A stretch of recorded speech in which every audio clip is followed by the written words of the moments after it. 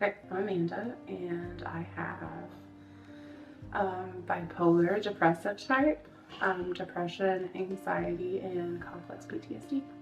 So it was different in peds. In pediatrics, it's leaps and bounds different. They're very concerned, they're very worried, they take things very seriously.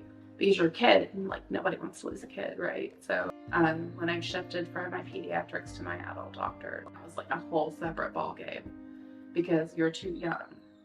Like I hadn't been sick for 8 years at that point. I was told a lot that I was being problematic, and I remember getting into it with it was my mom or my dad, I don't remember, getting into it with one of them, and I was like, if I don't do this and they don't do their job, then I die. Like there is no room for niceties at that point. Like do your job, like that's what you're getting paid for. And I have an immense amount of respect for doctors who do what they've committed to doing.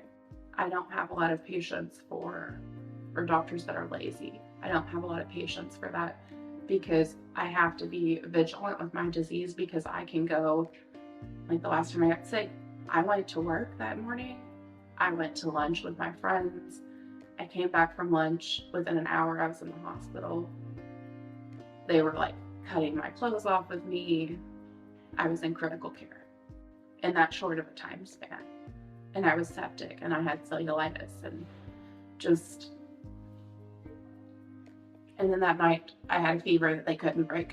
They had like the ice blankets and it was awful. And if I'm not careful and if I don't advocate for myself, it's literally like life and death. It's not hyperbolic. It's not me being dramatic. It's in my experience, my lived experience. This is what can happen if you don't do your job and I don't do my part. If I have like an infection or I have to go to the hospital and they scan my lungs, like it's every time if I'm in the ER, they're like, you have pneumonia. I'm like, no, I don't. That invisibility that unless you're like under a microscope or unless someone is seeing you in an episode, it is really isolating in a lot of ways. I've had an experience in the doctor, like in the hospital, when I was trying to get a biopsy to reconfirm because what I have is rare and it wasn't presenting properly. And the doctor was like, you can go home and feel sorry for yourself in your own bed. My face was the same as yours. And I remember like screaming and I'm just like, I'm a fucking person. And they had to like come and sedate me because my blood pressure was so high. And I was furious. And I called the doctor's office and I was like, you need to have someone else come talk to me. They sent him back. How would you act if this was your wife? Like you would not do this to someone that you cared about. I've had to have an extreme amount of restraint as a young woman that is in a fat body to be able to advocate for myself.